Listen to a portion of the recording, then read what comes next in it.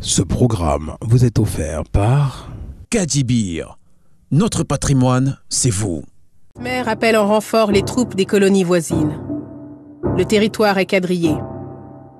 C'est le début de la guerre sur les deux fronts, militaire et psychologique.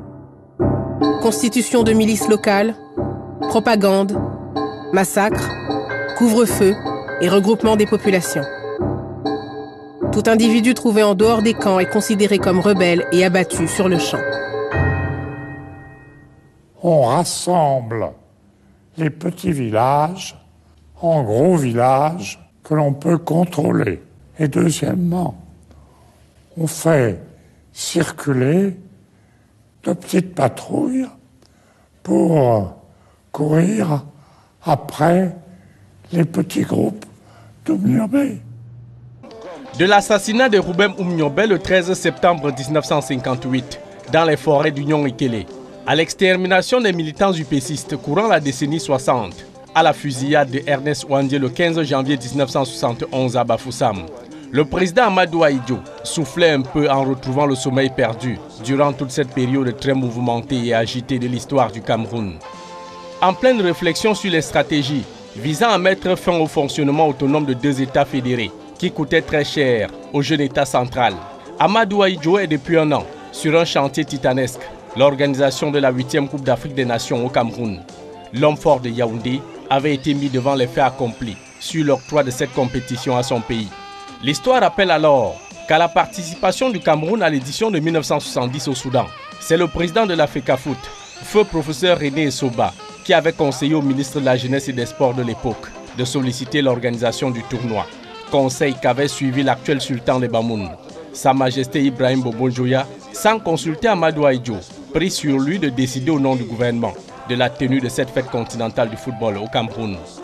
Sans d'autre choix possible, le chef de l'État Amadou Ahidjo lance dans l'urgence les chantiers de construction de 2 stades, la réunification à Douala à 30 000 places et Omnisport à Yaoundé 50 000 places, en même temps que le premier sportif était très occupé sur le chantier de l'unification du pays qui aboutit le 20 mai 1972 à la création de la République unie du Cameroun.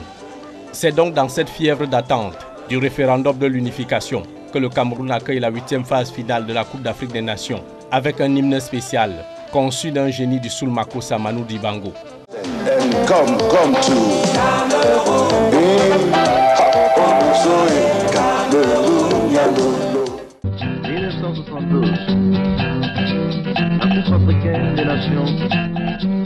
Ces 5 mots, Coupe d'Afrique des Nations, ont été pendant 12 jours à l'affiche de 2 villes, Yaoundé et Douala, sur les lèvres de toute une nation, le Cameroun, et dans les cœurs de toute l'Afrique.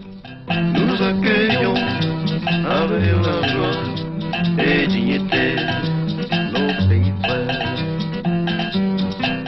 Ce 23 juin 1972, une effervescence populaire s'empare de la ville de Yaoundé.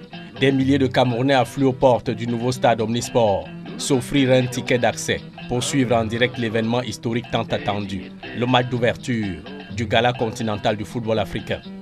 Les spectateurs camerounais, enthousiastes, étaient venus par dizaines de milliers pour l'amour du football, mais il est vrai aussi pour assister surtout à la victoire de leur équipe face aux 7 autres nations qualifiées.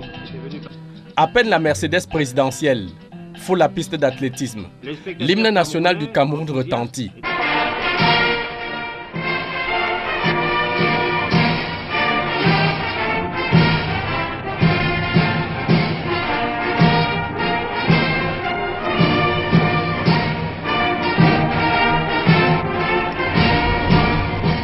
Cintré dans un grand boubou blanc, Chéchia bien vissé sur la tête, Amadou Ahidjo sonnait le coup d'envoi officiel depuis la loge d'honneur.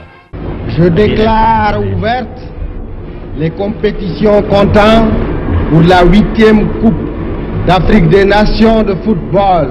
Tous les noms des pays participants étaient accueillis avec la même ferveur, la même sportivité et réunis sous une seule devise, que le meilleur gagne. Dans le groupe A de Yaoundé, le Cameroun semble avoir eu une main heureuse au tirage au sort, avec comme adversaires 3 bleus, Kenya, Togo et Mali, tous à leur première participation.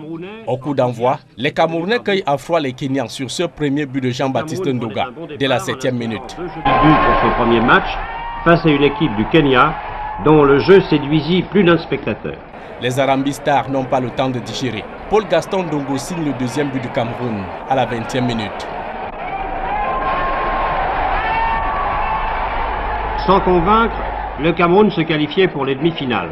Le Cameroun prend la bonne option, confirmée 3 jours plus tard, sur une victoire sèche de 2-0 sur le Togo, plus un nul d'un but partout face au Mali.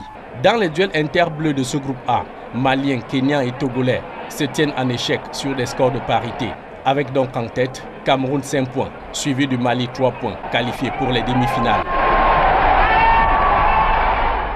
Dans le groupe B basé à Douala, la tâche semble bien compliquée pour le Maroc et le Congo-Brazzaville. Deux nouveaux venus dans la cour des grands, aux côtés des Léopards du Congo devenus Zaïre, champion en 1968, et le Soudan tenant du titre. Mais à la surprise générale, ce 25 février 1972, au stade de la réunification, les 4 protagonistes se neutralisent par catégorie. Un but partout entre anciens champions congolais et soudanais d'un côté, Diable Rouge et Lion de l'Atlas de l'autre. Le choc Zaïre-Congo était craint par certains, mais attendu de tous. Le match devait d'ailleurs se dérouler dans une parfaite correction. Quelques émotions cependant pour ce joueur zaïrois, mais finalement plus de peur que de mal.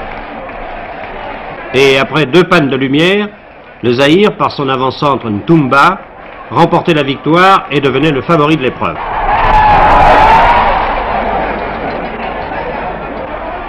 Abordant la ligne droite de la 3e et dernière journée, les Diables Rouges du Congo humilient 4-2 les Crocodiles du Soudan, champions en titre. Ainsi, à la différence de la meilleure attaque à 5 buts et 3 points pour les Congolais, et Zaïrois 4 points. Tous les deux sont en demi-finale. Le Cameroun crédité d'une belle prestation en 1970, ainsi qu'au premier tour de la compétition en cours. Camerounais et Zaïrois, anciens champions, ne se doutent de rien de la surprise du jour que leur réservent les Bleus dans ce carré d'as aux apparences déséquilibrées. Au stade de la réunification, les Léopards du Zaïre perdent leur férocité habituelle, chutant contre toute attente, 3-4 devant les Aigles du Mali, sur un but assassin de Fantamadi Keïta dans les arrêts de jeu. Dans le même temps à Yaoundé, les Diables Rouges du Congo jettent un coup de froid glacial qui n'épargne personne, même pas Amadou Ahidjo dans les tribunes.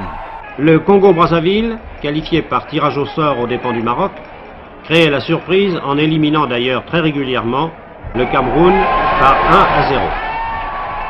Blessés dans leur orgueil et amour propre, les grands joueurs de la grande équipe du Cameroun déploient tout leur jeu et leur génie, multipliant des assauts répétés sans laisser le moindre répit aux Congolais, à l'instar de ce centre de Jean-Pierre Tokoto pour Ndoga.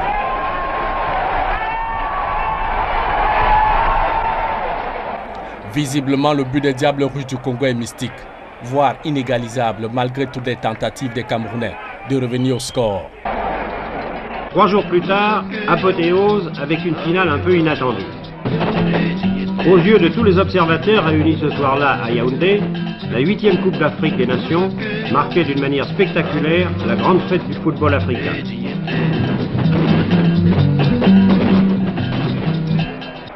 Le Mali, qui avait défait à Douala le Zaïre 4-3 après prolongation, rencontrait le Congo-Brazzaville. Le président Ahidjo donnait alors symboliquement le coup d'envoi des compétitions.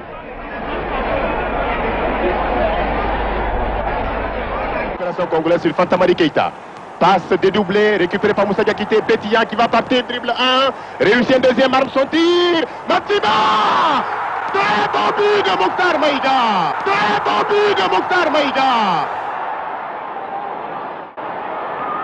Et l'égalisation est la mêlée de Mono. Magnifique! Hey, Djangal! Mono sorcier! Mono sorcier! Mono sorcier! Et le deuxième but! Oui! Ah, Congolais! Applaudissez! Applaudissez, Congolais! Mono sorcier! Mono sorcier! Balle ici des Congolais avec Mono. Mono pour Mpele. Et Mpele marque le 3e but! Oui! Ah, le 3e but congolais! Il centre et la balle sera reprise, c'est un but. Deuxième but malien sur une action extraordinaire de Gigla qui a servi. Les Diables Rouges du Congo remportent ainsi le premier trophée de leur histoire, battant 3-2 les Aigles du Mali. Alors que les joueurs congolais manifestaient leur joie, toute la déception du Mali se lisait sur le visage de Salif Keïta. Le capitaine Dolou recevait des mains du président Ahidjo le trophée de cette 8e Coupe d'Afrique qui récompensait une équipe régulière qui a su profiter de son rôle d'outsider en surprenant les meilleurs. Un jury de journalistes spécialisés désignait le footballeur numéro 1 de la compétition. Le choix s'est porté sur le Camerounais Jean-Pierre Tokoto, à l'Olympique de Marseille, l'actuel champion de France. Il précédait de quelques voix le Congolais Mpelé. La troisième place du Cameroun, au prix d'une rage de 5-2 déversée sur les Aïrois, ne calme nullement la colère du président Ahidjo. Pour l'honneur et la grandeur du Cameroun, sali dans une élimination d'un match de foot, une enquête fut diligentée sur la gestion des fonds de la CAN de 1972, mettant en lumière des détournements massifs, de la construction des stades et tous les marchés de la CAN, jusqu'aux primes des joueurs qui avaient reçu 25 000 au lieu de 100 000 francs CFA. Ministres, directeurs généraux, fonctionnaires, prestataires de services et autres complices sont tous arrêtés et emprisonnés. À la suite de cette opération, Amadou Ahidjo lance la refondation de l'équipe Fagnon, confiant le dossier au ministre Félix Tonyenbok, qui baptisa notre équipe nationale, les Lions indomptables du Cameroun. Un label qui allait désormais faire peur à tous les adversaires du Cameroun, en Coupe d'Afrique des Nations comme en Coupe du Monde.